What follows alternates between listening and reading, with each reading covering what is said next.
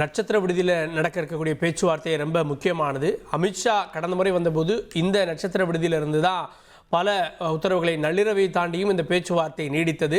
செய்தியாளர் தாயுமானவன் கூடுதல் விவரத்தோடு இணைகிறார். தாயுமானவன், இப்போ நடக்கக்கூடிய பேச்சுவார்த்தையினுடைய முக்கிய சாராம்சங்கள் என்ன?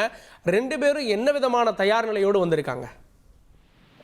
தேசிய ஜனநாயக கூட்டணியில அதிமுக, பாஜக ஆகிய இரு பெரும் கட்சிகளுக்குள்ளே எந்தெந்த தொகுதிகளில் போட்டி, எத்தனை தொகுதிகளில் போட்டி, இது தொடர்பாகத்தான் தற்போது இந்த பேச்சுவார்த்தை என்பது அதிகாரப்பூர்வமாக தொடங்க இருக்கிறது. தற்போது இந்த எம்ஆர்சி நகரில் இருக்கக்கூடிய நட்சத்திர விடுதிக்கு அதிமுக பொதுச்செயலாளர் எடப்பாடி பழனிசாமி கிரீன்வேஸ் சாலை இல்லத்திலிருந்து புறப்பட்டு வருகை தந்திருக்கிறாரு. மூத்த நிர்வாகிகள் கே.பி. முனுசாமி, வேலுமணி, தங்கமணி, திண்டுக்கல் சீனிவாசனோடு சாலையில் இருக்கக்கூடிய தனது இல்லத்துல எதிர்கட்சி தலைவர் எடப்பாடி பழனிசாமி நிமிடங்களுக்கு மேலாக ஆலோசனையில ஈடுபட்டிருந்தார். அந்த ஆலோசனையில பல்வேறு விஷயங்கள் பேசியதாக தகவல்கள் இருக்கின்றன. நடந்த சட்டமன்ற தேர்தலில் பாஜகவுக்கு 20 தொகுதிகள் ஒதுக்கீடு செய்யப்பட்ட நிலையில் சட்டமன்ற தேர்தலில் கேட்டு பெறுவதில் பாஜக தொடர்ந்து தீவிரம் காட்டிட்டு இருக்கிறாங்க. கடந்த நாடாளுமன்ற தேர்தலில் பார்த்தோம் என்றால் 18% வாக்குகளை பாஜக பெற்றிருந்த சூழல்ல இந்த முறை தொகுதிகளை பெரிய குறித்து அதற்கான தொகுதிகள் அடங்கிய பட்டியலை தயார் செஞ்சு இருக்கிறாங்க. இந்த நிலையில தான் மேற்கு மண்டலத்துல கோவை மாவட்டத்துடைய ஒரு சில தொகுதிகள், சென்னையில ஒரு சில தொகுதிகள் என பாஜக போட்டியிடுவதற்கு விருப்பம் தெரிவித்திருப்பதாக தகவல்கள் வெளியாகி இருக்கிறது. பாஜக போட்டியிட விருப்பம் தெரிவிக்கக்கூடிய அந்த தொகுதிகள்ல பல தொகுதிகள்ல அதிமுகவுடைய நிர்வாகிகள் போட்டியிடக்கூடிய தொகுதியாக இருப்பதாகவும், அதிமுகவுடைய வெற்றி வாய்ப்பு இருக்கக்கூடிய தொகுதியாகவும் இருந்ததாலும் இந்த முக்கிய நிர்வாகிகளோடு அதிமுக பொதுச்செயலாளர் எடப்பாடி பழனிசாமி சிறிது நேரம் ஆலோசனையில ஈடுபட்டிருந்தார்.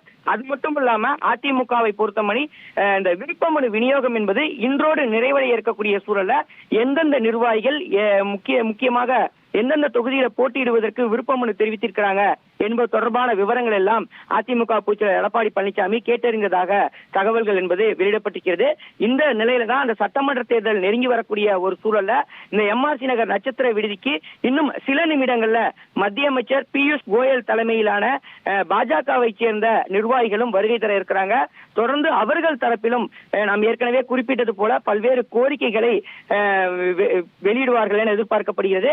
காரணம் என்னவென்றால் கடந்த நாடாளுமன்ற தேர்தலில் 18% வாக்குகளை பாஜக பெற்றிருக்கக்கூடிய ஒரு சூழல்ல கூடுதல் தொகுதிகளை கேட்டு பெறுவதில் முனைப்பு காட்டியிருக்கிறாங்க. இந்த நிலையில தான் எந்தெந்த தொகுதிகளில் யாருக்கு ஒதுக்கீடு செய்வது, கூட்டணி கட்சிக்கு ஒதுக்குவது தொடர்பாக இந்த இரண்டு பெரிய கட்சிகளும் ஆலோசனையில ஈடுபட இருப்பதாக தகவல்கள் வெளியிடப்பட்டிருக்கிறது. தற்போது நட்சத்திர விடுதிக்கு அதிமுக பொதுச்செயலாளர் எடப்பாடி பழனிசாமி மற்றும் அதிமுகவை சேர்ந்த முக்கிய நிர்வாகிகள் இங்கே வருகை தந்து விட்டதை பார்க்க முடிகிறது. அதே போல் பாஜக தரப்பிலும் தொடர்ந்து நிர்வாகிகள் வருகை தருவார்கள் என எதிர்பார்க்கப்படுகிறது.